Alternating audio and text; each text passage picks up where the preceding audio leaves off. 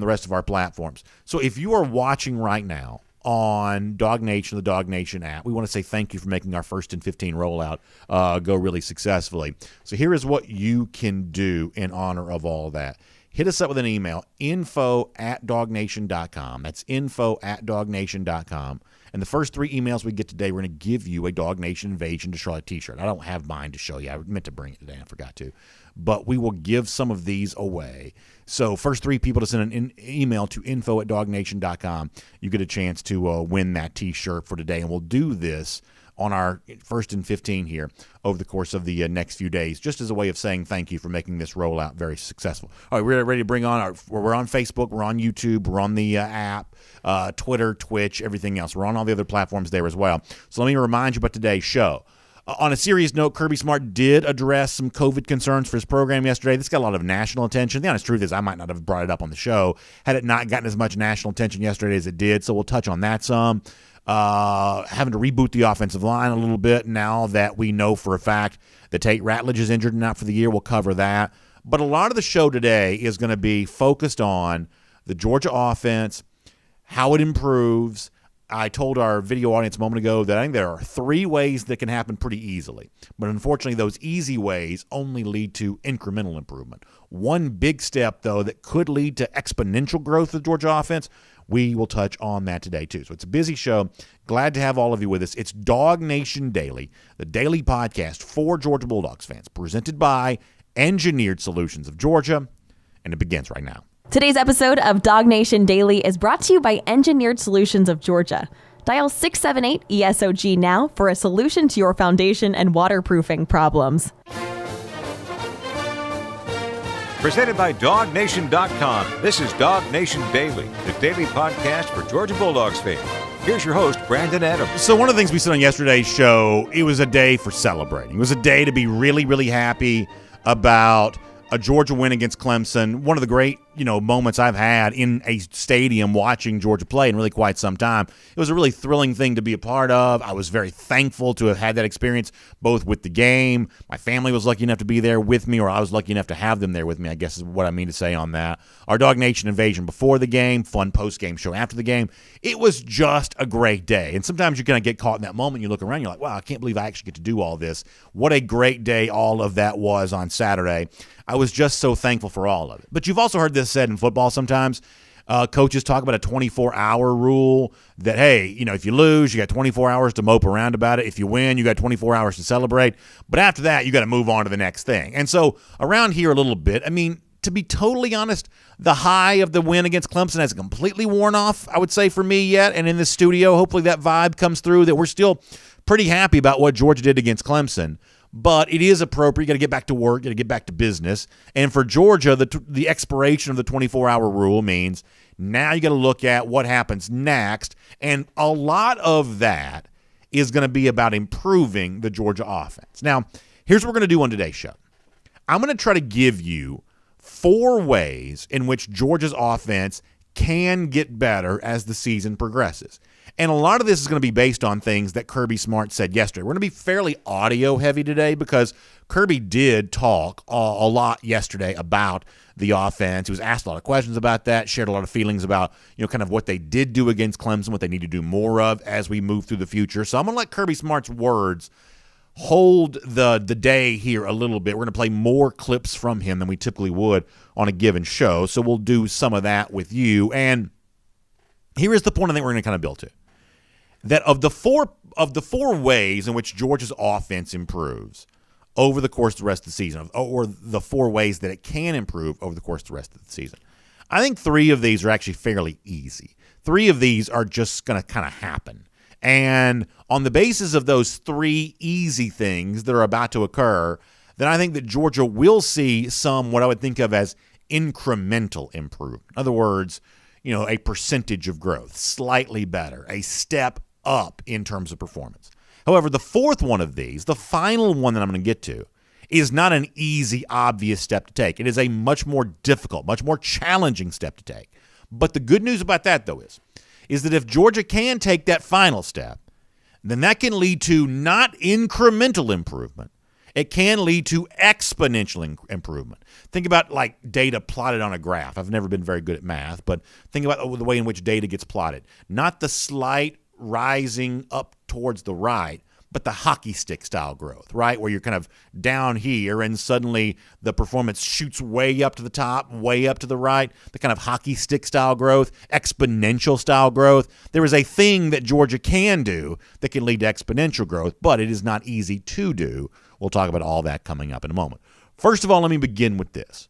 One of the things that Kirby Smart expressed yesterday was the outlook for a couple of receivers that Georgia currently does not have. Think about Dominic Blaylock. Think about Kearis Jackson. We saw Jackson returning punts but not playing at wide receiver. We saw Blaylock actually pretty active before the game during pregame warmups, but ultimately not participating in the game against Clemson on Saturday. And Kirby was asked, and this is a source of curiosity for a lot of Georgia fans, well, when can you expect to see Dominic Blaylock, and when can you expect to see Kearis Jackson back playing wide receiver again for Georgia? And Kirby Smart addressed that yesterday with his thoughts on both of his receiver injuries. Dom is really close. He's going against our defense. He's going to scout offense. He's getting closer. It's a confidence factor for him. It's feeling comfortable going out there, knowing what to do. And Kearis the same way, guys. But it's not. It's just not as simple as we're getting him back next Wednesday. It's a feel. And with Kearis's injury, it's not a straight line injury. It's a plant and cut injury. And there's nowhere more at position wise that you have to accelerate plant and cut than DB and wide receiver. I want to get him back as much as anybody, but he's not yet. And we're going to be patient to make sure they're full and ready to go. So Kirby Smart says we're going to be patient with Kearis Jackson. We're going to be patient with Dominic Blaylock. And when Kirby first mentioned the Blaylock thing before the Clemson game a few days ago, saying that he's close, I guess I probably didn't really know how to take that. I don't know that I necessarily even believed that when Smart said it, or at least maybe I didn't want my interpretation of that to exaggerate what Smart might have meant by that. Maybe the better overall way to say that.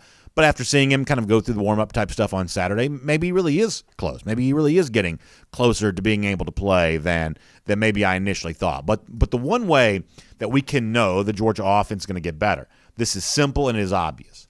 Eventually, Georgia is going to be healthier than it is now. And that's before you even get to a George Pickens, because Pickens may or may not play for Georgia again. For the most part, Pickens is not really on my mind when I think about Georgia football because of how serious the injury that he suffered was and how just kind of out there into the remote future his eventual return may or may not be.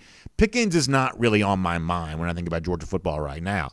But Kearis Jackson, Dominic Blaylock are, Darnell Washington is, and as the weeks progress, and it may take a few weeks on all these guys, certainly on Washington it may take a few more weeks, Blaylock, Jackson, whenever, but eventually they're going to be here, or some of these guys are going to return, and just the return to health for some of these guys is going to make the Georgia offense a little bit better. It's all the more reason to feel happy about what Georgia did against Clemson last Saturday. They won a game with a lot of key offensive pieces unhealthy to the point they weren't even really able to play, or certainly not able to play at wide receiver. So as you think about the Georgia offense getting better, one of the ways which it gets better is guys will eventually get healthier. And now that Georgia plays a schedule that looks a little easier than what it was week one, all of a sudden the patience that Smart says he wants to take with guys like Blaylock and Kearis, that patience is now a little bit more warranted.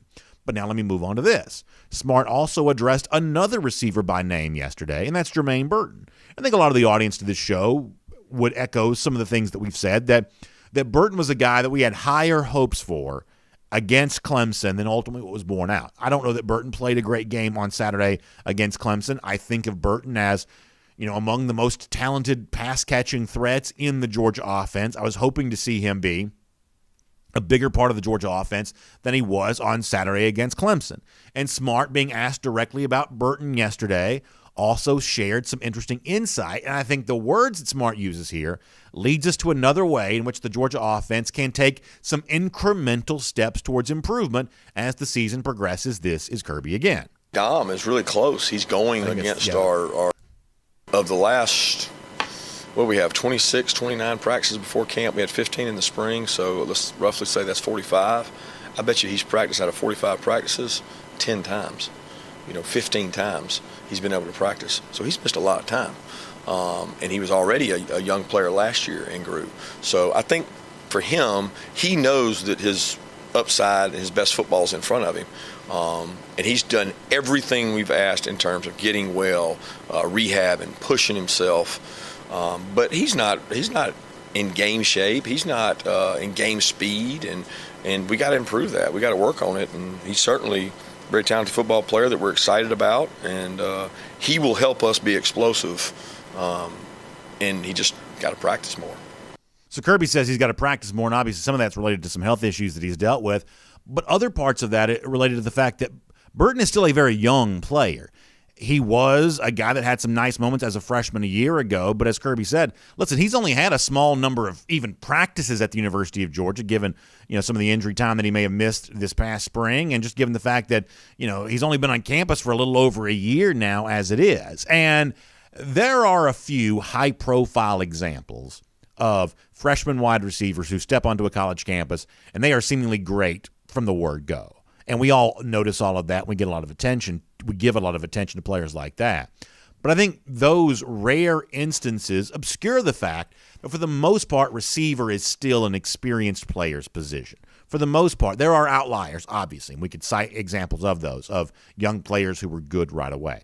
But for the most part, the best football that a wide receiver plays will be played as that guy just gains more experience. Junior season more so than freshman season. Sophomore season certainly more so than the beginning of his career there as well. So Jermaine Burton is an example of a guy that I'm just as high on as I ever was. But on Saturday, either because of the practice time that he missed due to injury or the fact that he's still relatively new into his Georgia career, Burton was not quite ready to be the focal point of the Georgia offense. But here's the good news. He gets to play again on Saturday, and then the Saturday after that, and then the Saturday after that, and the Saturday after that. And over the course of this season, that fuel that projects and propels players towards success, experience at the receiver spot, Burton gets a lot more of that. And as he burns that fuel, the output's going to be better productivity.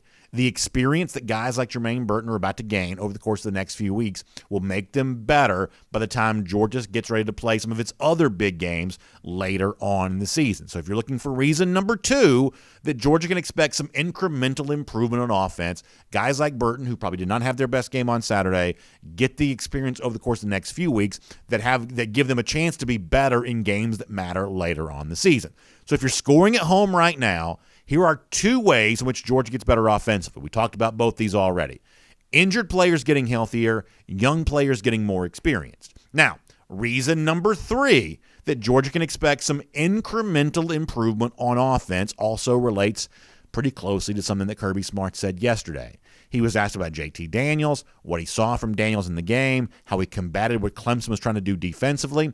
And once again, buried in these words are reasons for at least some optimism from Georgia fans. This is Kirby on JT.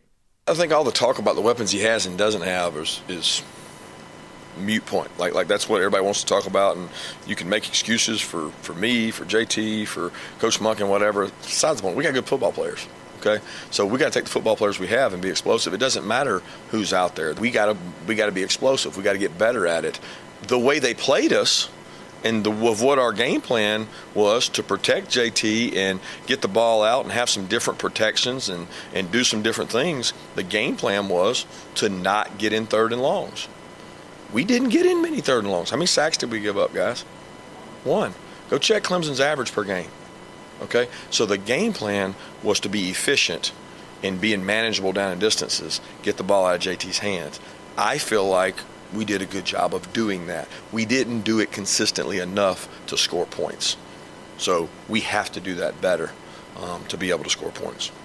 When I hear Kirby talking right there, what I hear from him and talking about what JT has around him, what JT himself did, how the offense functioned with Daniels at the helm, what I hear Smart saying is that he has a lot of respect for the opponent that Georgia just played on Saturday. And I think most of us going to the game felt the same way.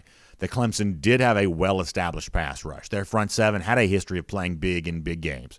And going into that game on Saturday, you had to have a game plan that took all of that into consideration. You had to be careful against Clemson because if you didn't have them blocked right, if you didn't try to get rid of the ball quickly, then the chances that JT Daniels getting sacked as much as DJ Uiagalelei got sacked were there was a substantial chance that could have happened. For all the attention that we give on Georgia, with good reason, for playing what I've called the best defensive performance I've ever seen from Georgia in a big game, the truth is the Clemson defense also played really well there too.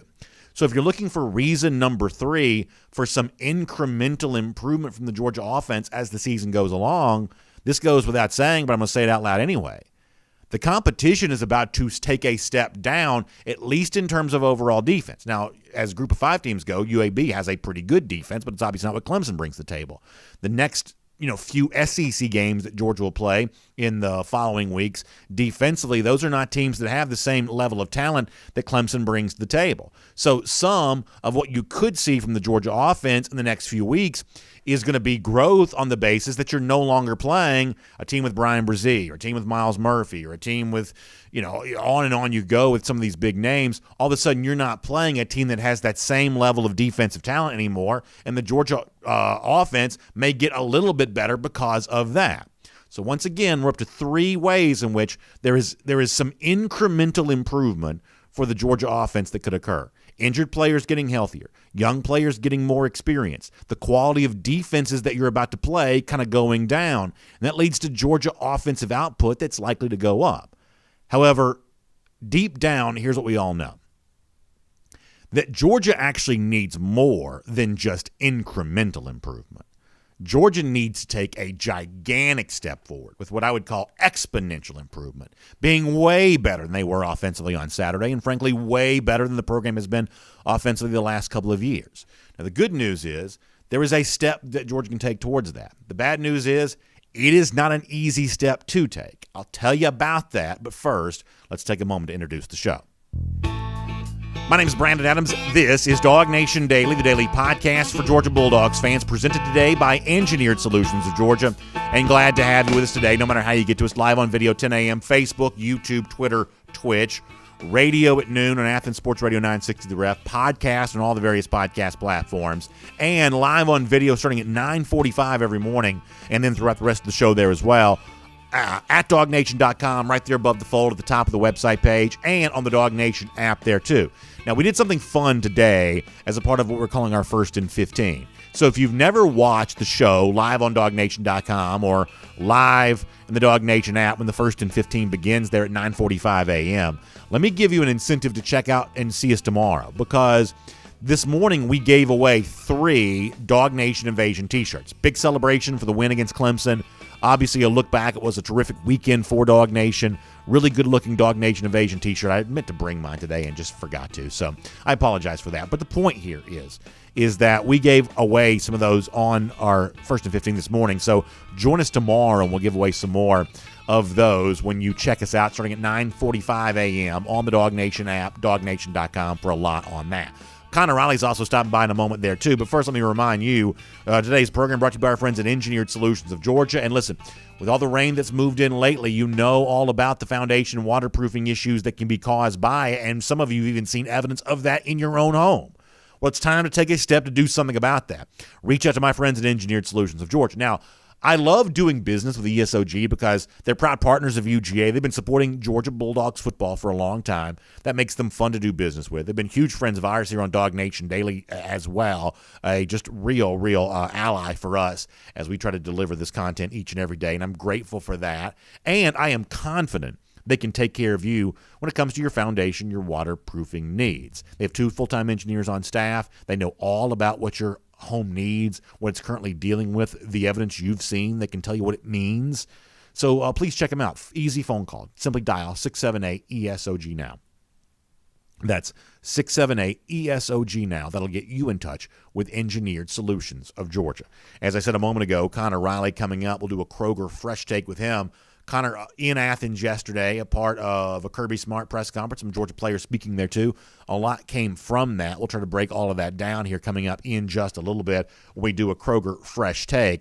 But before that, I want to keep the topic of the Georgia offense going as we move into Around the Doghouse here, presented today by Georgia's own credit union. And what we said a moment ago was, hey, there are 3 things for Georgia that are going to happen that are going to make some offensive improvement possible. Players are going to get healthier. Players are going to get more experienced. The level of defensive competition you're facing seems likely to go down. And you'll get some benefit from those 3 things. But the final thing is not an easy step. The final thing is a hard step. Georgia can take it, but it's not a guarantee that it will. But if it does, the rewards for doing so will be exponential. Now, as a way of setting this up, let you hear Kirby Smart again, talking about the way that he felt about what he saw offensively. And I want you to listen specifically to what Smart says that he saw from Clemson defensively in this game on Saturday. And after you hear Smart say it, I'll tell you why I believe that it matters. Take a listen to this. The perception is we didn't score a touchdown, right? And we didn't. So, we're a very matter-of-fact judgment. And it's like, okay, well, we didn't score, but why? Why did we not? Okay, you go through the reasons why, and you go through each play, and a lot of it was attention to detail. It's not converting on third down, missing a couple explosives. They played us very different than what you would normally say a Clemson team would play. They prepared for speed breaks and shots and fastballs because that's what they had given up, and they did a good job of defending that. But to say that we didn't function or didn't run the ball well, we ran the ball well at times. I mean, anytime you can run the ball down somebody's throat in 4 minutes, it's pretty obvious that they know we had to run the ball there, and we were still able to. So we did some really good things offensively. Hey, I'm excited to see what our guys can do, moving forward. And the greatest jump you make is from game 1 to game 2. So we got to find a way to be more explosive, and you can see on tape that it's there. There's a concept in intelligence and military circles called red teaming. It's essentially in sports what you would think of as scouting yourself. You look at your own vulnerabilities and say, hey, if an enemy's going to try to defeat us, how would that enemy try to defeat us? It sounds like in the case of Saturday's game, Clemson did a pretty good job of red teaming itself. What have we given up defensively? And that's probably what Georgia's going to try to exploit on us. And Smart says, yeah, Clemson was ready for some of the things that we were trying. And this leads me to the point that I think is the most important here when it comes to the Georgia offense. Kirby Smart says we didn't score a touchdown. You have to ask yourself why. To me, the answer to that points back to the way in which Georgia's talent is deployed. There is just something to be said for creating an offensive identity, creating an offensive game plan for an individual game that your opponent can't easily anticipate. I take Smart's words there at face value. I take them literally. He says we had a plan of things we wanted to do, and Clemson anticipated what our plan was going to be. And you can look back and say, 2019 and certainly aspects of 2020, where the Georgia offense was just too predictable. And as Todd Monken takes the helm and kind of fully asserts himself as Georgia offensive coordinator, that's supposed to change. But on the basis of what Smart in his own words says there is that one aspect of this hasn't quite changed yet, because even with Georgia trying to surprise Clemson with some things, I'm basing a lot of this on what Kirby Smart just said. Even with Georgia trying to surprise Clemson with some things offensively, Clemson was anticipating and ready for even the things that Georgia thought was a surprise. That there is just something to be said for an offensive mastermind devising an offense that either a defense can't anticipate or does anticipate but still can't stop. There's just something to be said for winning the chess match. Now, I am more than happy to tell you this. I am not smart enough to know how to do that. I have no idea how an offensive coordinator wins that chess match against a defensive, game plan or defensive coordinator, whatever you want to say. I don't know how it gets done, but I am at least observant enough to watch college football week in and week out and notice that there are some teams who seem to be able to do this each and every week. And they are not teams that have more seasoned, experienced offensive talent than Georgia. They just seem to, for whatever reason, have a better game plan. They just seem to, for whatever reason, have a better idea of how to deploy the talent they do have, and they just seem to, for whatever reason, get better results than Georgia does, including, by the way, in games like the one that Georgia played on Saturday against Clemson, because in big spots, Clemson's given up big point totals before. Now, that doesn't mean it can't happen for Georgia over the course of the season. But what it does mean is the last step towards offensive improvement, the one that matters the most, is the most difficult to take. You've got to create a game plan to use the guys that you have. And to Kirby Smart's credit, he said that yesterday. Hey, we've got to use these guys that we have. And there's an obvious recruiting connection to this. I've said a million times that if you don't use the guys you have, you're not going to get the ones that you want. The future receivers, the guys that are, bold print names, the 2022 class. They are watching to see how this current crop of Georgia playmakers are being used. And they're going to make their decision about where to go to school on the basis of what Georgia does with the talent that it has. And that's the challenge awaiting Monken, the challenge awaiting everybody that works with Todd Monken, to take the talent you have, however healthy it is, however experienced it is, come up with a game plan that the other team does not see coming. Come up with a game plan that the other team does not have an easy remedy to stop. And find a way to score points with what you have. Now, it gets easier as the competition level goes down. And it gets easier as the receivers get a little healthier and get a little bit more experience. But given what Georgia currently has, there are more resources in place to do more than what Georgia did on Saturday. And hopefully the next few weeks show us some of the offseason improvement that we were hoping we'd see against Clemson. With all that in mind, let me let you hear one more from Kirby acknowledging, you know what, I am a little frustrated right now that the offense didn't do more than it did on Saturday. This is the last one from Kirby. Take a listen to this. It frustrates me because I'm like, golly, we did that. We practiced that. We showed that. Look, how can you see yourself doing it here than not doing it here? But it also excites me because it's not a lack of ability. You know, some coaches have to go out and coach, and they couldn't do any better than they did. You know, that's not the case with us. We have the ability.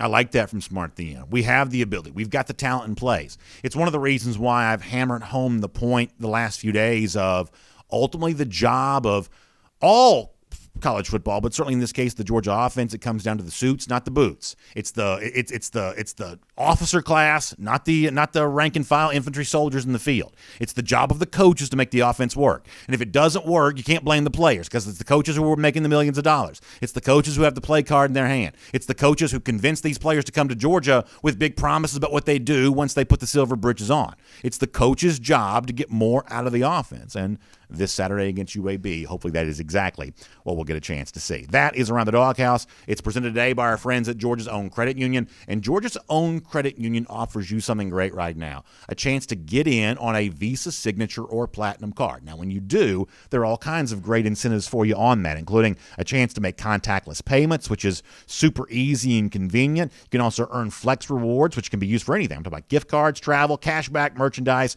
so much more. And as a bonus, you can even earn up to $150 when you open a new Platinum or Signature card. Of course, restrictions do apply, so to sign up for your card and to learn more about this, check out the website. It's georgiasown.org. That's georgiasown.org. And you can find out a lot more about that here today. We're not done with hearing from Kirby Smart on our program today. Kirby also addressed some issues with the team related to COVID yesterday. Obviously, head athletic trainer Ron Corson has continued his battle with a breakthrough case of COVID, so we will talk more about that before we're done with the show. But for now, on everything facing UGA after a huge win against Clemson and a big step through the rest of the season. Let's get that all right now as we welcome in Connor Riley for a Kroger Fresh Take here on DawgNation Daily today. From Athens and across the SEC or wherever the recruiting trail may lead, here's a DawgNation.com insider. All right, so I had a lot to say about the Georgia offense off the top of the program here, and I know Connor Riley's got a lot to say too. And Connor, as we get going on our Kroger Fresh Take, I guess that's where we'll begin. You know, my point on this is simple. You can expect a little bit of improvement as guys get healthier and as they get more experience and as you play teams that aren't quite as good defensively as Clemson is. But you're going to have a great game plan if you want the exponential growth. You're going to have the kind of game plan that's not easily defended against and easily predicted if you want to have the great success. And you know, that's going to be the job of Georgia in the weeks ahead. How much of that offensive improvement do you expect to happen now that Georgia takes a little bit of a step down in competition over the course of the next few weeks? Not a whole lot. Kirby, there was a quote yesterday when he was talking about Dominic Blaylock and Kearis Jackson. It's not like, oh, Wednesday these guys are going to be healthy now. This is still pretty clearly some multi-week injuries. And with regards to Kearis Jackson, if Kirby Smart is telling us that someone's going to be cleared and they had off-season surgery, next year, I think we need to be a lot more dubious that that's going to be the case because it's the second offseason in a row where we've had a key offensive player be told, yeah, they're going to be good to go for the start of the season, and then that's very clearly not the case. JT Daniels a season ago, Kearis Jackson this time around. And sure, Jermaine Burton's back at practice, and he's practicing more now, and you would think not having to match up with a guy like Andrew Booth is going to open some things up there. And, you know, you think Marcus Rosemy-Jackson, as he continues to come back and get more comfortable, is going to help things. But I don't think the wide receivers, and Darnell Washington is obviously still out, and I don't expect him back until at the earliest the end of the month. The wide receivers still, until I actually see that, I don't have the confidence that they're going to be out there going down making the big plays that you see a Chris Olave, a Garrett Wilson, a John Mechie, a Jamison Williams make on Saturdays. They'll run the ball better, they'll score more points, but as far as seeing the offense and being that sort of vertical passing attack and the one that is running into wide open space and making these 20-yard passing plays over and over again, until those guys get healthy and we see them on the field, I just don't know that they're capable of that at this point. Yeah, I think what it comes down to is, do you think Georgia currently has enough talent at its disposal to play better than it did on Saturday? And obviously you have to factor in the opponent on this kind of stuff too, so there's a little bit of a sliding scale. And my answer is yes, I still believe there's enough talent to play better than Georgia played on Saturday. And against teams over the course of the next few weeks that Georgia's going to be favored by more than 3 touchdowns in most of these games, you start thinking a little bit differently at Auburn, of course, but lots of games in the coming weeks where Georgia's going to be a very big favorite. There is still, in my belief, enough offensive talent to play well offensively, to get to those 30-plus point totals and things like that, as just for instance, as a way to measure all of this. And I think it remains to be seen if the game plan is going to allow for that to happen. Yeah, I think Georgia's going to be able to ride the running backs. I think Zamir White played well. I think Kendall Milton made some impressive plays. James Cook, with what he was asked to do, I thought played well. So the running backs, I think, are going to be there, and that's going to get Georgia to a place I think they can score 30, 35 points a game. Brock Bowers is obviously very good in his debut there, and I'm interested to see how he continues to become a bigger part of this offense as he develops more. But again, until they get healthy at this wide receiver, and I'll include Darnell Washington in there as well, until I see Kearis Jackson back on the field, until I see Dominic Blaylock on the field, I'm going to have questions about whether or not this offense can get to where it needs to be. And let me just say one more thing about this, and then we'll move on. I don't think the offensive game plan for Georgia on Saturday was necessarily vanilla. I do think it maybe have been predictable, but I don't think it was necessarily vanilla. I mean, getting Brock Bowers involved as many times as you did, that's clearly, some creativity, the kind of thing that maybe in the past Georgia might not have done. I thought the ways in which they tried to use James Cook late in this game were kind of interesting. Some of the probably not quite jet sweeps, but sort of sweep-style handoffs that Cook had a chance to run on. I think there were some moments in the game that showed some creativity, but the overall game plan just didn't really work. But it's not for a lack of what I would describe as creativity, I guess. Yeah, and I think part of it that plays into it was Georgia knew pretty early on in that game they didn't need to get out of second gear offensively. And when I think they did try to open it up, JT Daniels made a horrific interception that was just a straight-up bad throw and something you can't do. And so you wonder if a play like that where your defense is playing great, you don't need to give Clemson any extra opportunities, certainly played into, I think, the way that Georgia went about in playing in the second half of that game, whereas, if they're playing, I think, a little bit better of an offensive line, a more competent offense, maybe Georgia is forced to open things up a little bit more and attack downfield. Because while, yes, I understand that Clemson was playing a lot of deep zone and dropping guys in, who's to say that Alabama and Ohio State and teams going forward aren't going to do that? You're going to have to find ways to beat these defenses that play you in this ultra-conservative way. And so whether it be Adonai Mitchell taking a step forward, whether it be getting Arian Smith more involved, which simply, Arian Smith might not ever develop into a great wide receiver, but you can very clearly scheme up plays for him to get open and use in your offense. We've seen it happen before, and I think that's something you need to see going forward as well. So again, I think that the opponent certainly played into it.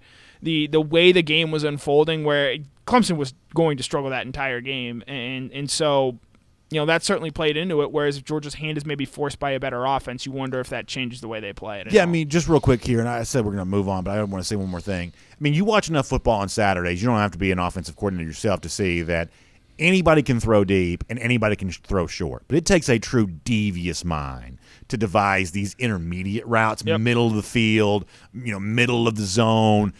That's where the brilliance, the diabolical genius kind of comes in. Anybody can run a 9 route and just try to hand grenade it down the field. Anybody can just sort of dump off short stick routes. But the teams that are really making their money are doing it in kind of the middle, the soft part of a defense, and that's where the brilliance of a play calling mind, I believe, shows up on the basis of just trying to watch this stuff as closely as I can. Yeah, you go back and watch that 2019 LSU team. Joe Brady was getting those guys open in those intermediate spots all the time. That's what Ryan Day was doing on Thursday night against Minnesota. And then because they have such great athletes, which I do believe Georgia has good athletes at those positions, they're able to take those 15 to 20-yard catches when they get them and turn those into 30 yards or sometimes even 60-yard plays. And so, Joe Brady, I think, did a great job with LSU in that 2019 season. I think Steve Sarkisian did the same a season ago. So we're going to see if Georgia is able to do that going. And I would point out here, Clemson got torched by Ryan Day last year on those very same intermediate routes. Right. So they knew they've been in enough big games to sort of know, okay, that's what you really can't prevent. That's what you really can't allow to happen. You have to find a way to prevent those. And so I do think Clemson does deserve some credit for the way they game plan that. I hate it for Tate Ratledge. This is a guy that had earned a lot of praise during the spring and seemingly picked up where he left off to start the summer. I was genuinely excited about watching him play because I said this to John Stinchcomb yesterday. I've known high school coaches that battled against Ratledge, and like the one thing they always talked about was just the nasty streak with which he played with, and I mean that in full compliment. I mean that he just brings a competitive edge, and I think that Georgia needs that. I think all teams need that. I think that Ratledge was the guy that can provide that for Georgia. His football future is still bright. We're just going to miss out on a chance to see him this year. But also it's the issue of now how Georgia replaces him. I thought that Kirby Smart said something pretty interesting yesterday and probably pretty wise, all things considered, that, hey, you've got to be careful playing Van Pran and Erickson at the same time, even though Erickson's clearly capable of playing a high-level guard position. I think he's, obviously Georgia's other center, and as he gets healthier with his snapping hand, thinking about, one of those guys as kind of the emergency center in case the other one gets hurt is pretty important. I know you've written about this, but how well do you think Georgia is set up to handle the loss of Tate Ratledge right now? Yeah, for starters, hated for Tate. Had an awesome camp. Totally locked down that right guard spot. Was absolutely going to be a factor there throughout the season. And then he breaks his foot on the first drive of the season. You just absolutely It's a cruel sport. It really is. And Kirby Smart was asked, well, this is 4 foot injuries now. Is there anything to it? It's just it's a freak and fluke injury, and it's unfortunate that it happened to Tate because he was absolutely going to be a very key piece to this Georgia offensive line.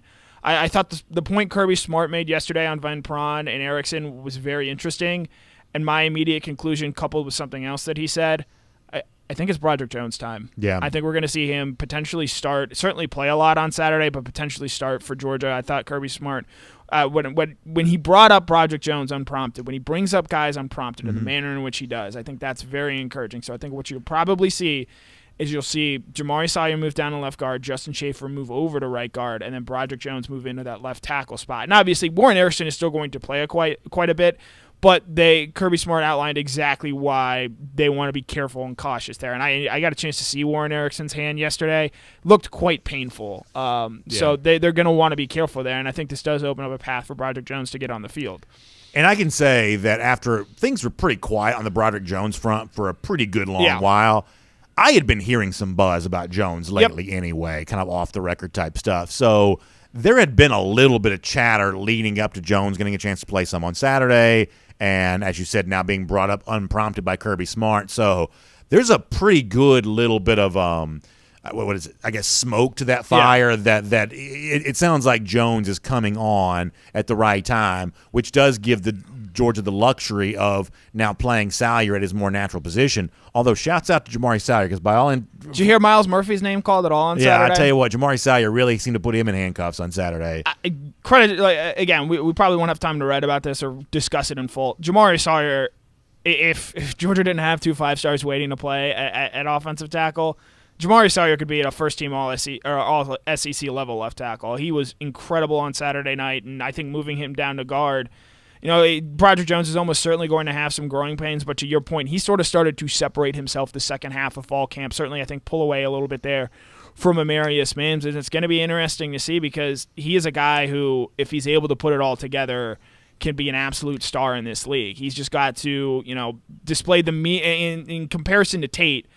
Tate was just mean and nasty, and that's something you really look for in offensive linemen. Is Broderick Jones going to be able to play with that same mean streak? Certainly in the run game, because I think that's actually the area of biggest concern I have for Broderick, because this dude is an absolute freak athlete out there at left tackle, and he will be able to, I think, cover up a lot of other teams' best pass rushers. Yeah, I think sometimes the athleticism for a really big man can be a little bit – it's like a double-edged sword. Obviously, you want to be that kind of athlete, but when you have grown up – with that combination of athleticism and size, the world just kind of comes easy for you a little bit, and you got to find a way to go back and be hungry again. I'm not trying to psychoanalyze Jones here, but you just see this a lot where it's like for the guy who's got it all, finding the anger that you need to put that all into the same direction is an important thing. One more thing about Jamari Salyer as well, and I'm sure you saw this video. It got shared with me a couple times. He had one of those great, like, violent punch moves that you sometimes see the tackle does, where it just absolutely lays waste to the would-be pass rusher. I mean, he looked good at the position on Saturday. There were people that thought Miles Murphy is going to be the best defensive end in college football this year, and he drew one holding penalty, and that was not on Sawyer. He sort of gotten on a twist, and Justin Schaefer had recognized it there late. So, again, you can't say enough about how well Jamari Sawyer played, and he's going to be an absolute stud for Georgia at guard. He's going to shore things up, blocking there on the interior, and I'll be interested to see, what happens with Broderick Jones. How much does Xavier Truss potentially play there going forward? But, Georgia, this is why you have depth. This is why you sign 6 top 100 offensive line recruits in back-to-back classes, because you're going to have injuries, and unfortunate as it is to see what happened to Tate Ratledge, you've potentially got one former 5-star moving from left tackle, a position he played very well, to make way for another 5-star offensive lineman to enter the fold. Yeah, I think that's exactly right. I want to ask you about the defense coming up. Let me remind folks, though, this is our Kroger Fresh Take with Connor Riley. Happy to have him in the program, and happy to have Kroger in our lives there as well. So much fun to be with the folks, Lori and the gang from Kroger, this past weekend for DawgNation Invasion. I love what they're doing in our communities right now, including giving you a chance to protect the ones that you love from the flu. Time to start thinking about that again for the upcoming year. Flu shots, more vaccines, of course, available for you at your local Kroger. If you check out Kroger.com/flu, you can find out more about that. Kroger.com/flu. We appreciate the hard work the Kroger Pharmacy is doing to help us kind of stay healthy and safe this time of year. So check out Kroger.com/flu for more on that. I said this yesterday, Connor, Georgia defense, the best performance I've ever seen in a big game from the Dogs. And I can't really even think of anything that comes close. You have to go back to 2017 SEC Championship to find a moment in which Georgia kept a top 5 team below 10 points. I would say that Clemson's an entirely different animal, even than that Auburn team was. This is the kind of thing that just doesn't happen much anymore. And when you think about 2018, which was a really good Georgia defense, they only had 24 sacks for the entire season. Georgia had 7 yesterday, or I should say Saturday. I just think however you want to crunch the numbers, however you want to compare it historically, it's as good as it gets, and I still can't stop talking about it. It was an absolutely incredible performance. Back to front as well. I think the Georgia secondary handled itself very well. I believe only 2 pass plays longer than 20 yards for the entire night, and I know the explosive plays were something Georgia struggled with a season ago, so for them to come out and prevent those for most of the night, I thought was a really encouraging sign for this Georgia secondary. Obviously, a lot of pass interference calls, but I think with the way that Georgia plays, like sometimes that's just going to be the reality of it when you are that physical. And it's not like on the 2 Keely Ringo ones, it's not like he was beat 15 yards downfield and was trying to prevent a touchdown. It was just got caught in a bad position and maybe got a little extra physical. I will say that Nakobe Dean pass interference was absolutely ludicrous. Horrible. But it's hard to pick who had the best game. I mean, Jordan Davis was an absolute monster. They had 2 rushing yards for the entire game, and Nakobe Dean, I mean, again, he's had the Roquan thing his entire career, and he was absolutely all over the place. 2 sacks. He drew a chop block penalty, and which is almost impossible for someone of his size coming on a blitz. He was all over the field. Nolan Smith, I thought, was really, really good, both as a pass rusher in that game, getting the first sack there where he just straight up beat his left tackle, and also setting the edge there on run defense. Adam Anderson probably didn't even have the game I think a lot of us expected, but he still got to the quarterback. Jalen Carter and Devontae Wyatt provided constant pressure. I mean, we could keep going on and on and on talking about this team. Chris Smith and Latavius Brini, I do want to shout them out. I wrote about them yesterday. Made big plays in the secondary there, and I don't, with as well as Georgia has recruited in the defensive backfield in recent seasons, I don't know how many people thought in 2018, 2019 those guys would ever be serious contributors, and the 2 biggest plays of the game were both made by those guys. The pick 6 by Smith, and then Brini breaking up a pass in the end zone. Against Frank Ladson, who I think is a very good receiver. Yeah, and Brini was actually targeted 2 straight times there. They felt that Clemson could attack there, and I thought Brini, to his credit, held up there and played an excellent game for Georgia. Yeah, so I was thinking the other day about remember the old viral video of Kirby Smart that I want you to eat? And I want you to eat. Yeah, everybody loves that video with good reason. I think sometimes, though, there's been this criticism that Kirby just doesn't let these guys eat, right? It's like, the same way that some people think, well, too conservative on offense. There are a lot of smart people that think, man, Georgia just doesn't turn these playmakers loose defensively and let them do what they do. That's not true anymore. Nope. Saturday was a day which big name 5-star level recruits, they were allowed just to sit there and feast all day long. It's fun to watch. I said this yesterday. it's a defense that was essentially playing offense. The job of an offense is to move the ball down the field. Georgia's moving the football in the right direction defensively. They also scored defensively. This was a defense that was allowed to eat on Saturday. There were so many fans who've just been hungry for that just aggressive mindset. When you've got the better talent, let that matter. And Georgia just unlocked it. I give Dan Lanning a lot of credit for it. Kirby Smart gave Lanning credit for it after the game. I think from a mindset standpoint, he is unleashing potential right now in these Georgia players. And frankly, I really can't wait to see where they go from there. So you mentioned letting guys play. Obviously Jermaine Johnson had 2 sacks for Florida State on Saturday night. And again, Jermaine Johnson was a really good player here for Georgia. 5.5 sacks last season, I think, in 9 games. And he, again, would have had a tough time getting on the field over guys like Nolan Smith and Adam Anderson, who backed it up on Saturday. How do you think Tyreek Stevenson feels? No, yeah, great question. He would have loved. I'm sure he would have played a ton. He probably would have started for this Georgia defense. How do you think Major Burns feels? Yep. Because Dan Jackson was out there getting serious snaps, and that tells me Major Burns would have absolutely been a factor on this Georgia defense. So, you understand wanting to play more, be the guy, be the star all the time. But there's something to be said about this Georgia defense where a guy like even Channing Tindall, I think that the stat I saw yesterday was he played 11 snaps. But when you're fresh and you're ready to go, you can be an absolute star in your role and still make a real impact and impress NFL coaches and scouts. And so because of that, I think just top to bottom, this Georgia defense showed why it was so impressive and so dominant on Saturday. Yeah, I don't want to get on a lost in a tangent here, but I do want to say this. I think you bring up a really good point. That for all the changes that are kind of afoot right now in college football, and I've certainly expressed my concerns about a number of them, the one thing that I hear pretty consistently, though, is that the thing that coaches are most concerned about is the transfer portal. It's not name, image, likeness. It's not all these other huge changes. It's the transfer portal. It's the most corrosive force in the sport right now because I believe it offers a sense of false hope. Heard Kirby mention it quite a lot yesterday as well. Yeah, that when you are not playing somewhere, it's easy to imagine, well, I'm going to go somewhere else and be a star tomorrow. But if I had a son who was a Tyreek Stevenson or a Major Burns, somebody like that, I do truly believe my advice to them. And frankly, this is also relevant for the guys that Georgia's trying to get out of the transfer portal too. Yep. I'll be fair about this. I believe my advice to my own son would be that if your goal is to be a contributing player at a major program, I think your best shot is to wait 2 or 3 years and hope it happens for you at the place that you are right now, as opposed to jumping ship, go learning a new system, learn how to live in a new state, get acquainted with a new school. I just think the transfer portal offers so much false hope, and of all the new stuff that has the potential of really harming the sport, I think the people who are the closest to this say it's the transfer portal way more than name, image, likeness, and things like that. Right, and again, Tyke Smith could have absolutely been a big player for Georgia this past Saturday. But it's hard to imagine him playing a better game than what Latavius Brini ended up playing. And Brini was a guy He who just knows the system. He knows the system. He played well against Latavius Brini. He started. I wrote this yesterday. He started 2 games. They've been against top 10 teams in Cincinnati and Clemson, and he has played very well in both of those games. There's something to be said about working in this defense for 3 to 4 years. And I know it's not cool, and you want to get on the field quick. But when you're at a place like Georgia or a place like Clemson, you're only surrounded by the best of the best. So you're going to have to beat those guys out to get playing time. And if you want to get to the NFL, that's what you have to do there all the time anyway. So sure, I get wanting to have tape out there on film. I understand Jermaine Johnson.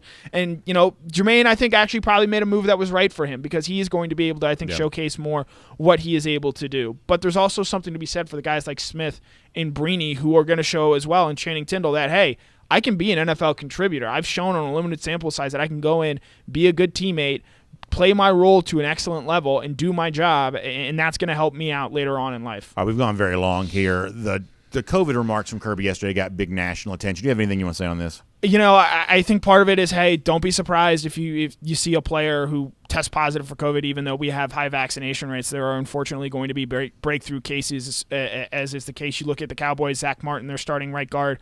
He's not going to play this week because he had a breakthrough COVID case. So, we can go into the layers. I don't think it's appropriate to do this on air right now. Yeah. But it's something I think at the very surface level, Kirby is saying, hey, just because we have a high vaccination rate, this is still a very real issue for us in our program. I'll play the audio later on, and I'm like you. It's more just for public knowledge. I don't really have a lot of opinion on this right now, or at least opinion that I'm willing to share.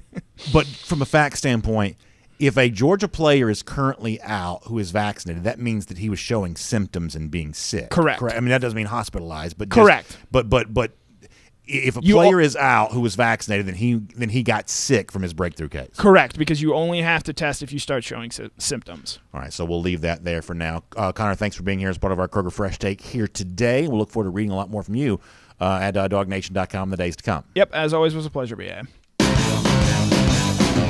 Let's take a look around the rest of the league. This is SEC Through. All right, good stuff there from Connor Riley, a part of a Kroger Fresh Take. We'll roll through here to our SEC Through, and I will let you hear what Kirby said yesterday about the recovery for Ron Corson, Georgia's head athletic trainer, and obviously the breakthrough cases, and we'll just kind of leave that there on all of that. But I do want you to at least hear what Smart said, because it got a lot of national attention yesterday. It was kind of like in the scroll there, the crawl, whatever you call it, bomb the screen, ESPN for a good bit yesterday. So at least give you some of that. I'll also remind you, as we roll into our SEC Through here, to check out our friends at Classic City Lager. A lot of folks enjoying some of that Classic City Lager at DawgNation Invasion last week. And listen, I'm a simple person. I like simple things. I like good cold beer. I like the lighter lager-style beer because it's easy to drink when it's warm outside, or just really anytime. It's never a bad time to have a beer that's easy to drink. That's what Classic City Lager is. It is also, though, crisp, bold flavor because it's a craft-style lager. That means that there's a lot of attention paid to it. And I've actually talked to the people who made the beer, who designed the recipe, and I've actually seen there at the facility in Athens, Georgia, how Creature Comforts makes the Classic City Lager. First of all, it's fascinating. I'm so interested in all of that, and the great care that's taken to make sure that it tastes delicious when it gets right there to you. Kept cold so that the flavor stays, right in there. And wherever you're doing your shopping, 6 and 12-pack cans, you can find it all year long. So check out some Classic City Lager because it is just good cold beer. All right, so here's what I will do. I will gladly take the L on Ole Miss from yesterday. And I'm disappointed because that Ole Miss yesterday beating up on Louisville prevented me from having a winning week. I think I went 4-4 with my picks last week.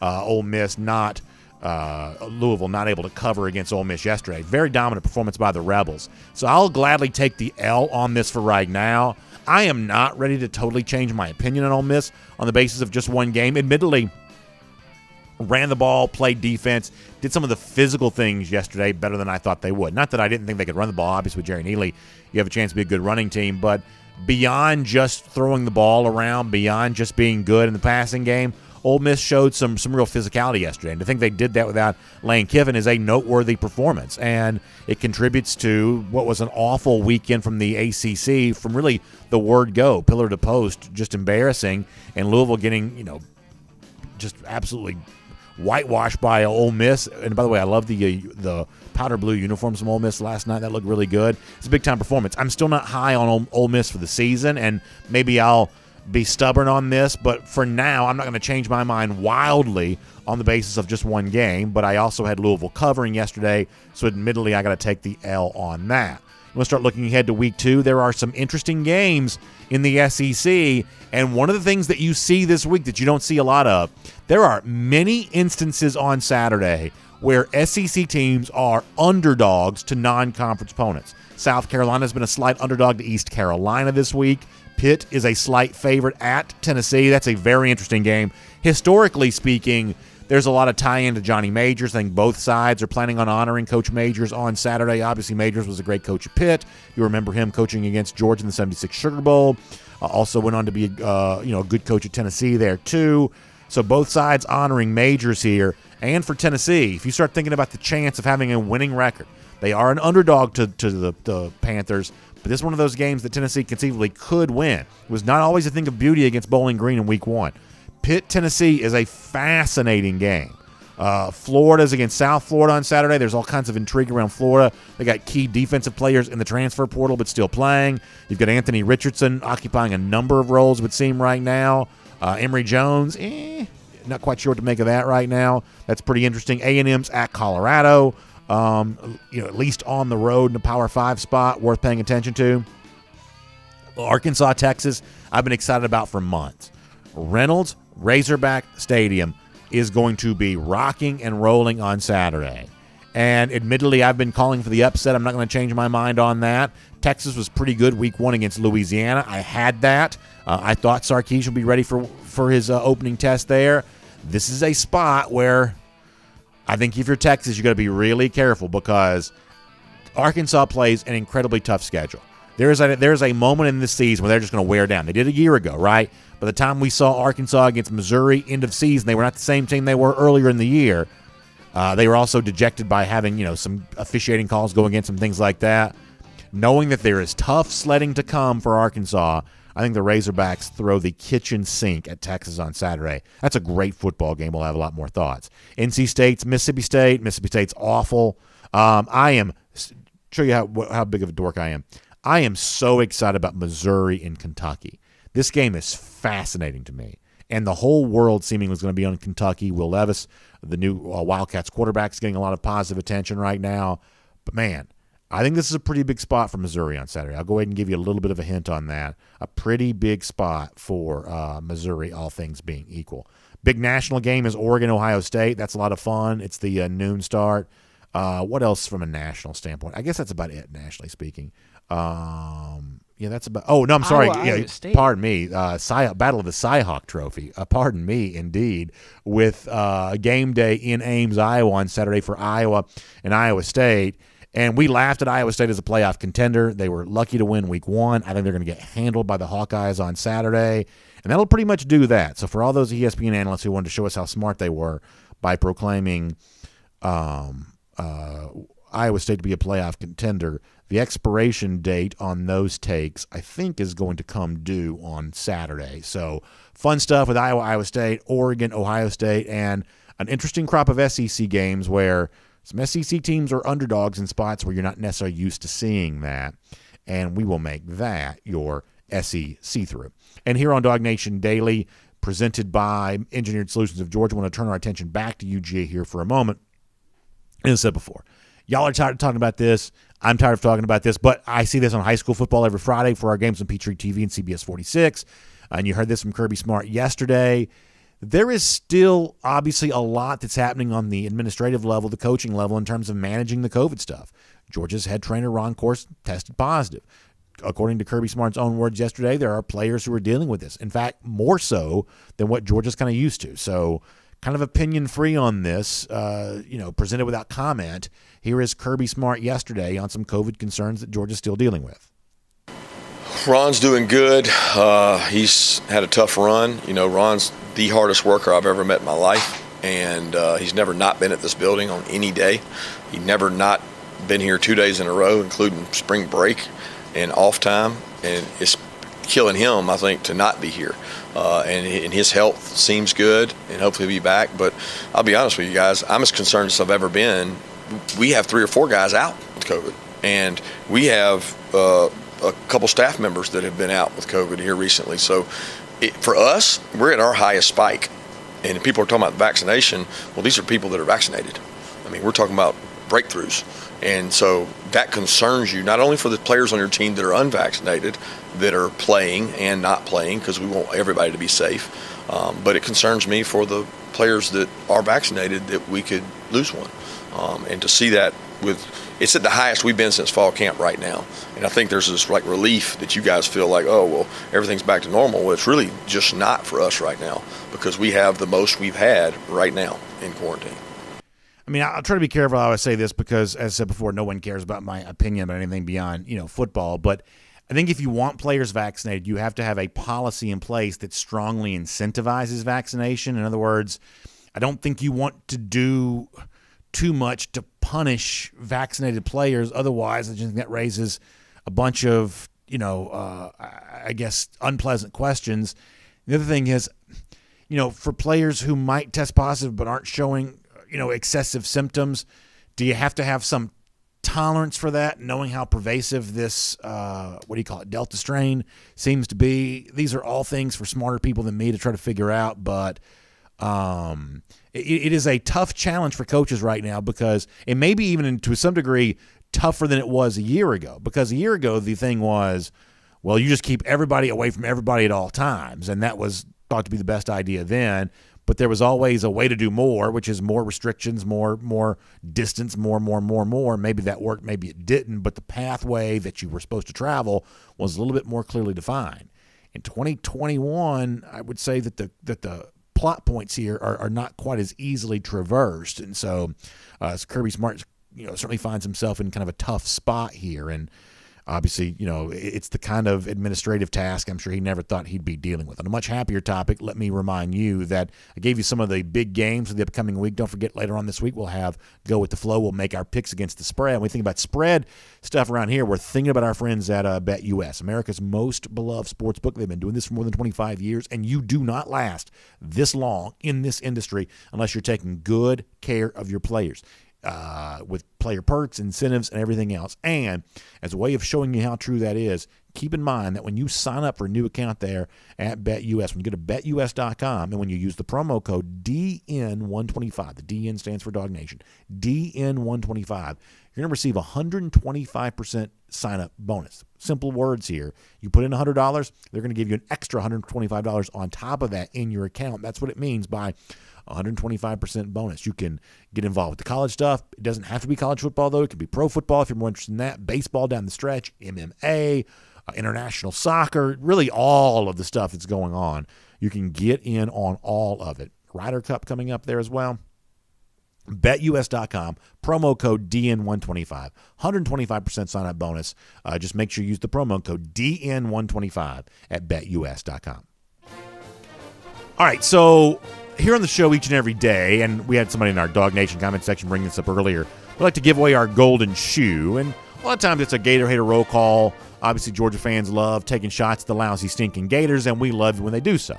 However, Georgia fans still basking in the glow of a win against Clemson, and so that is the subject of our golden shoe giveaway today. Our buddy Bark-A-Lot on Twitter, MKDGDog, gives us, how about Kirby here? Is it Joe Exotic? Is that who the guy's supposed to be from Tiger King? Kirby looks really good in the sequin shirt there with the Georgia G on it. The Tiger King, 10-3, Georgia taking down Clemson.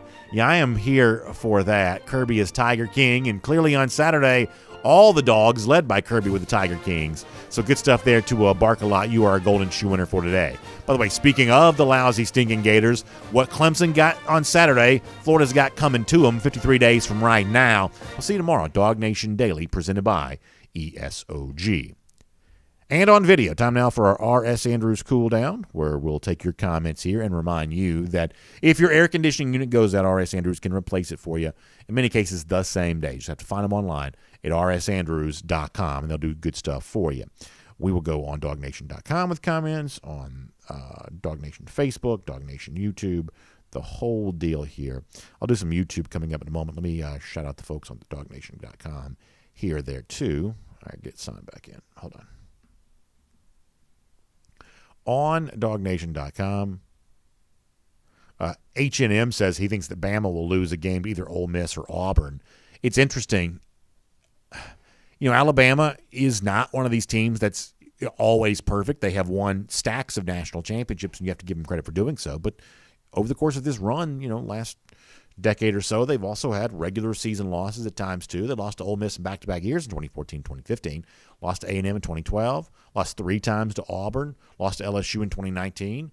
So you're starting to see, a collection of SEC West teams have gotten them. It seems like a long time ago, but go back 2014, they only beat Arkansas by a point. So, they've had their moments in the SEC West where SEC West teams have challenged them a bit. I've said before that on the basis of just this one game, I'm not going to change my year-long opinion on Ole Miss. I think they're overrated. I think they're oversubscribed by the masses here, but it was certainly a good day on yesterday. Brandon Griffin said Bryce Young really good. I wanted to hate on him, but after watching his interview, the kid is really a likable young man. Yeah, you always hate to see that when the enemy has likable players.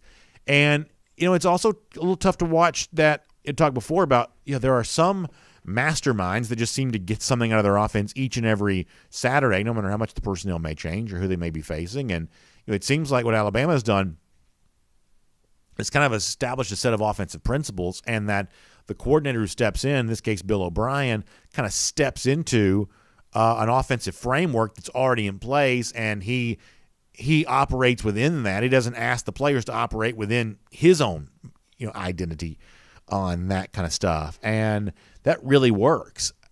I said before, I'd love to have the cognitive chops to be a play caller and to really understand why some play calls work more than others. But there are a handful of people who just have this figured out, and it just works for them each and every week. Johnny Rick says the physicality from our running back, especially Milton and Zeus, was impressive Saturday, and it was. That was a part of the success story for Georgia for sure. Let's see what else. Catfish saying that Arian Smith running track has hurt him on the football field. Yeah, I don't know. I mean, maybe. I don't take that all that seriously. I really don't. But it's certainly a valid opinion. But it's not quite my opinion on that. Let me get a few more over here on YouTube. We'll come back to Dog Nation homepage here in a moment. On YouTube here for a bit. Oh, Lord, are y'all talking? With YouTube, you just never know what you're going to get. They're either going to be a knockdown, drag out about the game, the upcoming game, something related to something that G. Grace has stirred them up about, or occasionally it's the politics stuff. By the way, speaking of YouTube commenters, HR Pickin' Stuff says Miami is terrible. So this is kind of a blast from the past, but one of our longtime trolls, Dennis Wilson, who is a big Miami fan, he did a little drive-by in the comment section for Cover 4 Live on Thursday night. I hadn't seen Dennis Wilson in the comment section in forever. He did a little drive-by the other night. I'm guessing after that Miami beatdown, we may not see him in a while. Yeeta Cookie says, I have not really seen a snap of Bryce Young until Saturday, and his ability to be running around throwing a dime is very Mahomes-esque. Let me tell you something, Yeet. The last thing I want to think about is the idea that Alabama has a brand new quarterback that could be described as Mahomes-esque. That is not the news I'm looking to get on this Tuesday morning. But, Dennis Wilson is in here. Oh, look at that. Dennis, I didn't think we'd see Dennis Wilson. You know what, Dennis? I'm going to give you a virtual handshake here because the fact that you would show up here and, take the medicine you have coming, I'm going to give you a lot of credit. He says, stop blowing up Bryce Young. He's not that good. Now, I don't know how in good faith you could say that after he beat the Hurricanes with a pipe all day on Saturday, but nonetheless, I'm glad you're here.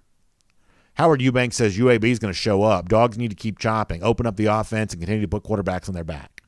So a lot of times in the cool down, I'm a little more candid than I sometimes would be during the regular show because there's a little bit more room to explain yourself. Let me tell you exactly how I believe Saturday is going to go. And it's going to be, I believe, very, very frustrating. And I can't stand this, but I truly believe I've seen the future. So Georgia is right now about a 29-point favorite. Now, a lot of you don't bet, so you don't care about that, but think about point spread as an expectation for the victory, right? The people who crunch the numbers expect Georgia to win by about 4 touchdowns. Now, here is the one thing that is true about a 4-touchdown win, a game that goes according to expectations.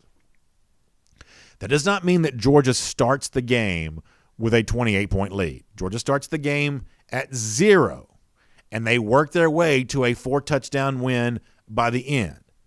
And that means about halfway through the game, Georgia's about halfway towards its goal of winning by the expected 28-point margin. So here's what's going to happen on Saturday, and I am girding my loins for this right now. I sort of imagine Georgia's going to be up about 14-3 in the first half against UAB. There's going to be like these faint boos, boo, coming from the upper reaches of Sanford Stadium. People are already getting their comments fired up for the postgame show. Georgia will end up winning by something close to the 29-point margin. It may be 27, it may be 30, but it's going to be something close to that. But UAB is just good enough to make Georgia not look great on Saturday, which is going to lead to a lot of frustration. And all the people who were like way happier than their psyche is used to being after the Clemson game are going to have a market correction on Saturday. I feel like I'm already geared up for the fact that Saturday evening is going to be kind of unenjoyable. It's going to be a lot like the Arkansas game was last year. Hopefully it's not going to be that bad. You think? I mean, because listen. 10-5 in the third quarter. Listen, that Arkansas game was a horrific. If there's 80-something thousand people in Reynolds Razorback Stadium last year, I'm not quite so sure how that game goes. I mean, the fact that Georgia turned that thing on a dime as quickly as they did was actually pretty amazing. I'm trying to think what Georgia did go on to cover that game. Yeah, so I mean, Georgia, when they flipped the switch against Arkansas. So I'm hopeful that they're not quite in that much of a bind. But UAB, I think, is good enough defensively that come halftime, people are going to be – we had a big thing yesterday about, the way in which social media conversation is different than like the public conversation at large. It's not happening in digital form. I don't think social media is going to be happy come halftime. I still think Georgia probably wins by something close to 4 touchdowns, but I think the way in which Georgia is going to get there is going to leave some people frustrated, and a lot of that's just based on the nature of the opponent you're facing. You're essentially fighting Chuck Wapner. Is it Wapner or Wepner? The one that fought Muhammad Ali? I believe it's Wapner. And I think you're thinking about the judge from the People's Court. I think the boxer's actually Wepner. Georgia's just kind of fighting Chuck Wepner on Saturday, a guy that's just not going to give up and is going to like ugly it up and maybe grab a handful of dirt and throw it in your eye. Like Georgia's just fighting a team on Saturday that I think is going to be content to make the game pretty ugly. I will tell you, as someone who went 7-1 in their picks last week. Did you really? Good for you. I'm taking UAB. If the number is 29. I'm taking UAB. Yeah, we'll take a look at that number a little bit more closely. But I mean, 29 would be a lot for this Georgia team to cover. I'm not gonna lie to you about that. That would be a lot for this Georgia team to cover. All right, let me get a couple more here. William Gray says, after seeing this defense, I understand the offensive injuries now. I think I know where you're coming from on that. That's a physical bunch. He says also, if we throw up the middle, there's a higher chance to take another injury we can't afford at the moment. Yeah, but you can't play scared either, though. I mean, you say throwing over the middle, more chance for injuries. You can't play scared. And I do, because Connor and I talked about this. It's very easy to throw deep, right? Anybody can do that. It's very easy to dump it off just, in kind of a check down type throw. Anybody can do that. That does not take a lot of expertise from a play calling standpoint to design deep throws and short throws. Just about any team in the country is trying some of those kinds of things. But the kind of like rub route stuff and guys playing off of each other, using the whole field, that's where like smart play calling comes from. And I do believe that when you start to see the Georgia offense improve, those are the kinds of throws you're going to start seeing a lot more.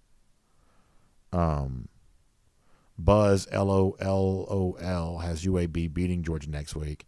I guess this is one of our newer trolls. I don't know if I remember Buzz trolling it up in here too much. Hernando Carruthers says Kirby and Todd Monken need to turn it loose and don't worry about what the social media says.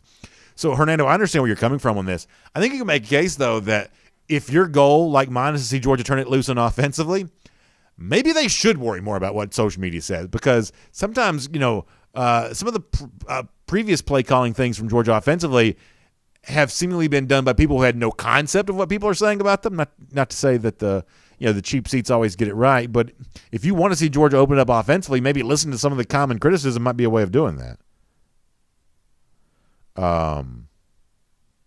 Mark Morris says, I heard our COVID guys are not first or second teamers, so there'll never be any confirmation about this from Georgia, but you can assume that it was guys who were not playing or not seen at Clemson last week. We didn't make too big of a deal about this in the show, but last week was not an SEC road game. There were not travel restrictions. Georgia could, I think you could take us up to 90 guys. That means you're taking obviously every scholarship player plus whatever other walk-ons you want to take, holders, snappers, things like that.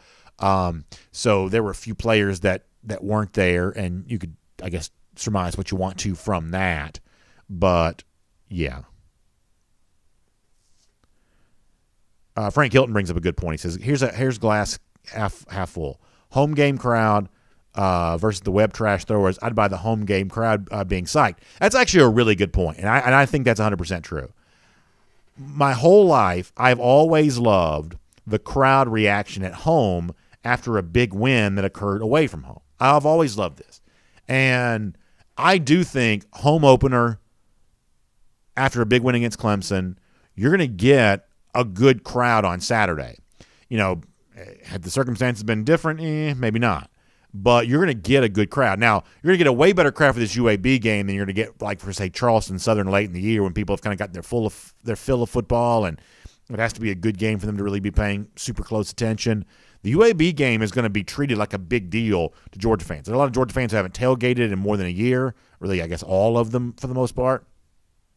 so that they're going to be well lubed. They're going to be ready for football all the way around, and I think they're actually bringing up a pretty good point. And it's actually such a good point that I am now willing to soften my stance that this is going to be a miserable night, no matter how much Georgia wins. I'm actually willing to somewhat soften my stance on that there is a chance that maybe Georgia does feed off the crowd. And like you said, social media is going to be what it is. Message board culture will be what it is. And I'm not an anti-message board guy. I'm just saying you know what you're going to get when you go. It's like a dive bar. You kind of know what you get when you step in there. But the point is, the crowd may be good enough to propel Georgia a little bit. I think that's actually a really good point. That's why I like taking comments. All right, over here on Facebook, and we're going to go for a few more minutes and then go. Like 5 more minutes and we're out.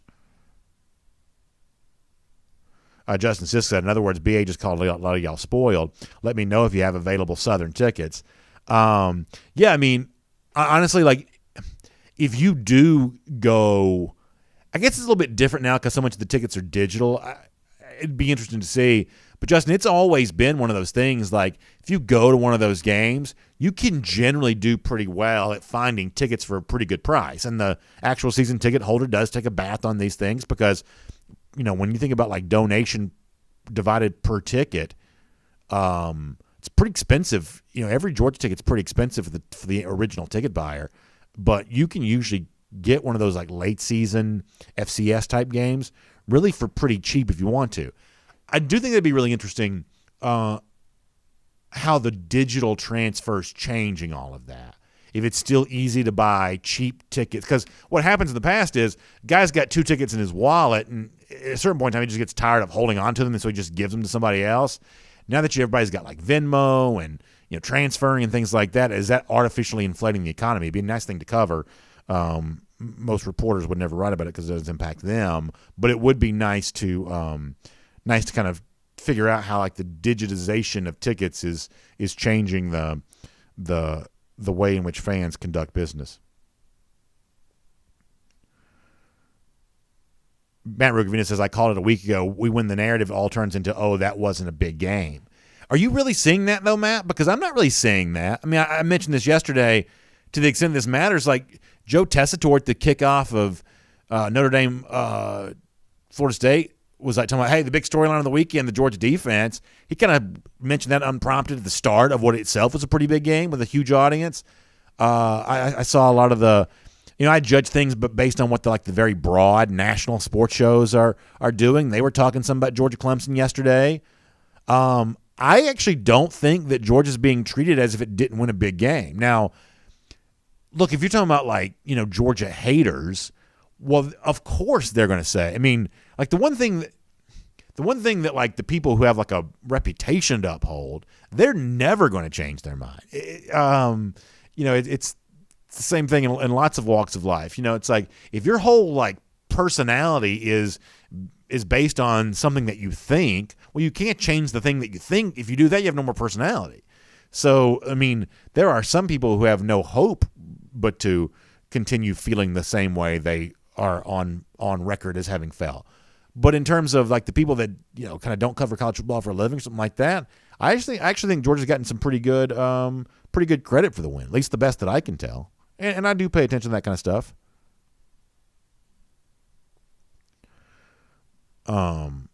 Jonathan Moore says, "Oh, we just need to keep winning out, no matter how the games look." And I understand where Jonathan's coming on that.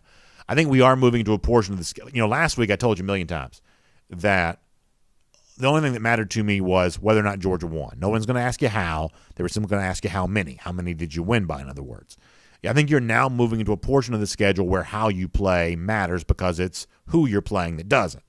When who you play matters, how you play is irrelevant. But when who you play doesn't really matter, if it's a UAB or a South Carolina or a team like that, then how you play becomes a lot more important because, frankly, what Georgia did on Saturday was good enough to beat Clemson. Would that be good enough to beat Alabama? Probably not. The good news is you don't have to play Alabama until December at the earliest, so there you go on that.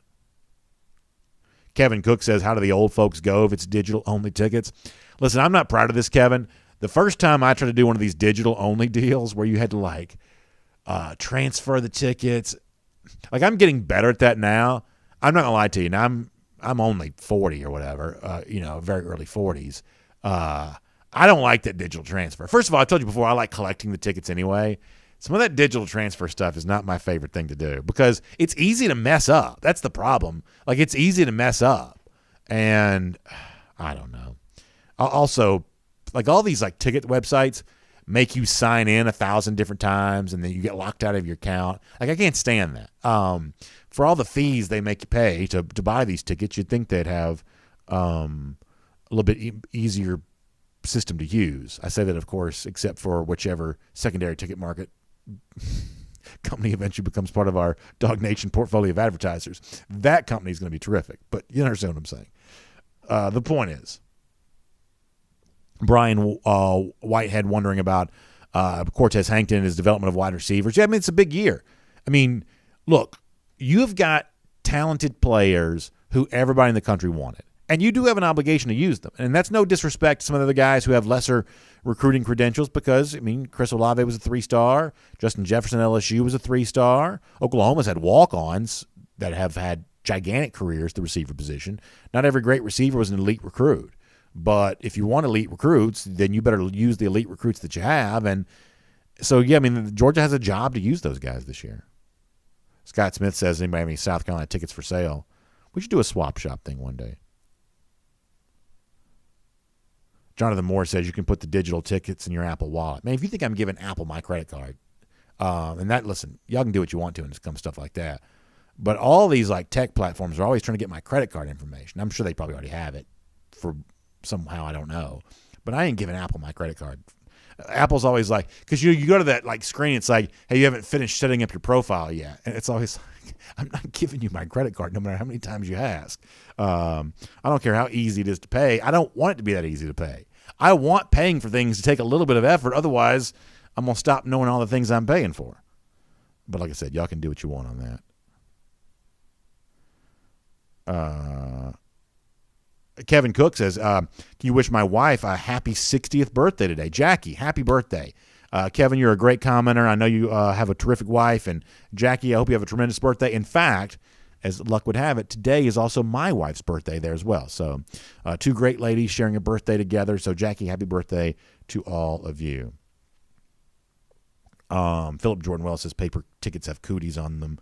Maybe so, but I don't mind holding them. I mean, I used to like back in the old days, like when I was a kid, when I was in like my 20s, I was going to I was literally going to every event. I don't know how I had money, but I had just enough money to like, I certainly couldn't have afforded like a house or anything, but I had enough money to like buy tickets. And I was scalping tickets all the time for every Braves, Hawks game, Falcons game, whatever else. Guy just holding up 2 tickets on the street corner. I used to love doing that.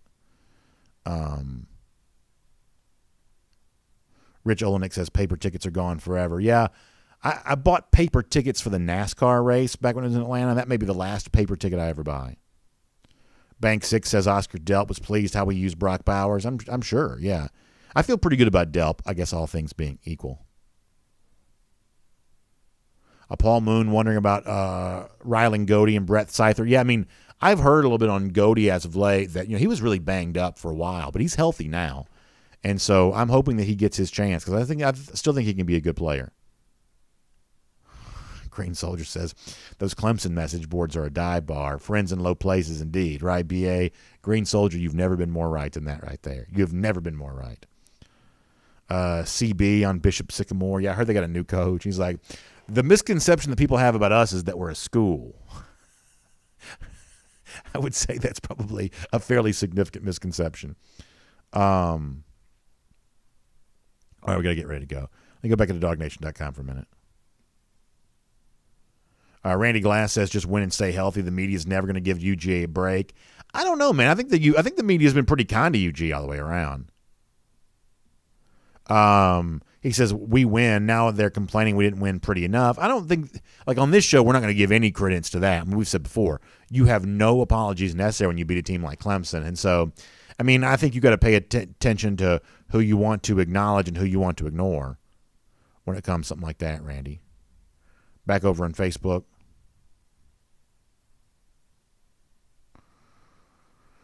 Kevin Weekly says, put James Cook in the slot. Don't mind that. Somebody asked about Clay Webb. Yeah, I don't know when things are going to resolve for Webb one way or another. James Dykes about Dabo Swinney talking to DJ Uwe Unglele about throwing the touchdowns. Yeah, that's good stuff. Listen, I don't know when I'm going to get tired of seeing people mocking Clemson online for losing this game, but that day is very, very far into the future. So whatever y'all have online about mocking Clemson, keep it coming because I am here for all of it. Bank 6, you were right about that. We got to get ready to go. Appreciate you being here. Y'all check out the Atlanta Journal-Constitution online at ajc.com. Don't forget the college football game was in Atlanta last night, so more look back at all of that. Also, look ahead to a lot of things happening in Atlanta as we head towards NFL season opener. That's a fun deal. You can check that out. Also, Braves continued pennant race battling. Good stuff there.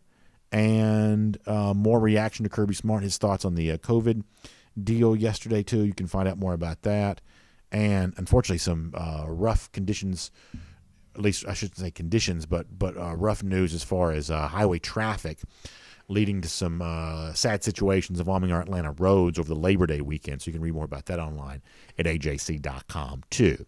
Thanks for being here for our R.S. Andrews Cool Down, air conditioning, heating, plumbing, and electric. R.S. Andrews does all that for you. You can get your water heater, in many cases, replaced the same day. Just find them online at rsandrews.com. Have a great day. See you back here tomorrow, 10 a.m. DawgNation Daily presented by Engineered Solutions of Georgia, and 9:45 a.m. for the 1st and 15. Don't forget, we'll give away more DawgNation Invasion T-shirts on 1st and 15 tomorrow on the DawgNation.com app and DawgNation.com. We will see you there for that and see you tomorrow. Bye, everybody. For more DawgNation videos, check out youtube.com/DawgNation.